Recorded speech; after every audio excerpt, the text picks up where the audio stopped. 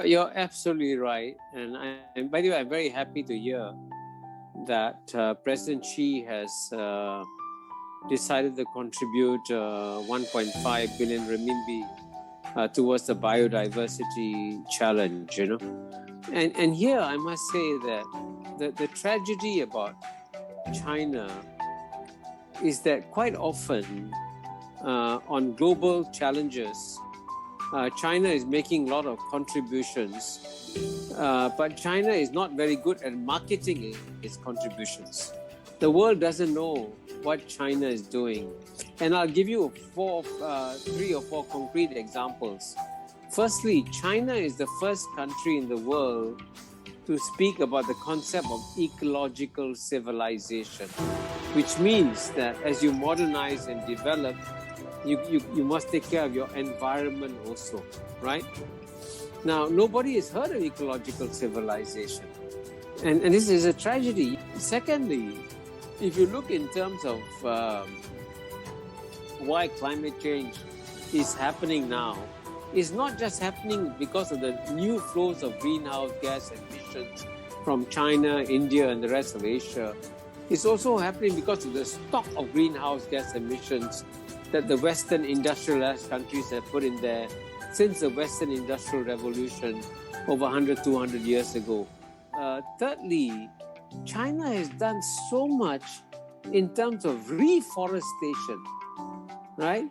I mean, it's reforested an area the size of Belgium or bigger in China. And again, nobody knows about it. No one knows about it.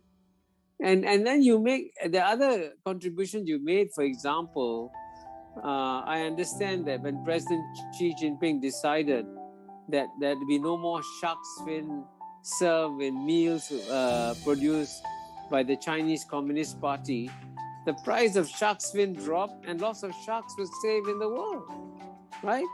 And again, all these things that China has done in a concrete fashion, no one knows about. Nobody knows these facts, which is actually quite shocking and quite stunning.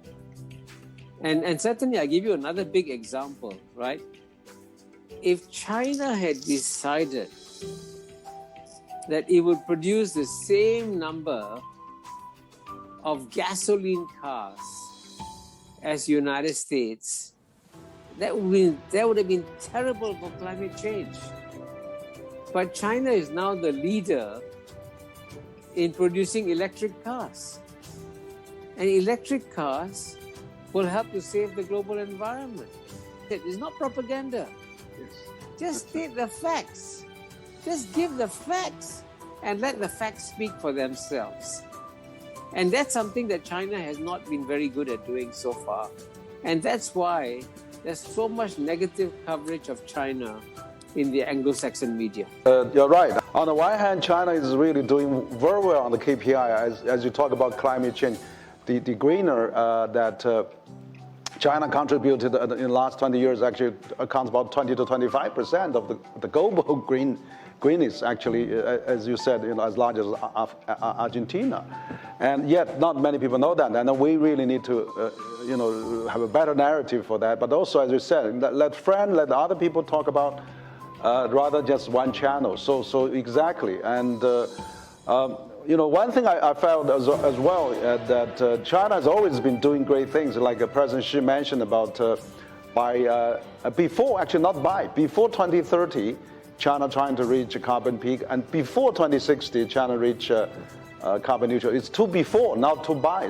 So that means could be ahead of schedule a bit as well. And the other thing is President Xi also announced this year at the UN that they're going to stop the building fossil power plants outside China, which is, immediately another big commitment. Actually, in China, the 14th five-year plan already, made a target that by the 5 years' time, they conclude they'll cut the energy per GDP consumption down 18%. They'll cut the carbon down by 13%. So it's a really a lot of concrete plan, yet not properly explained.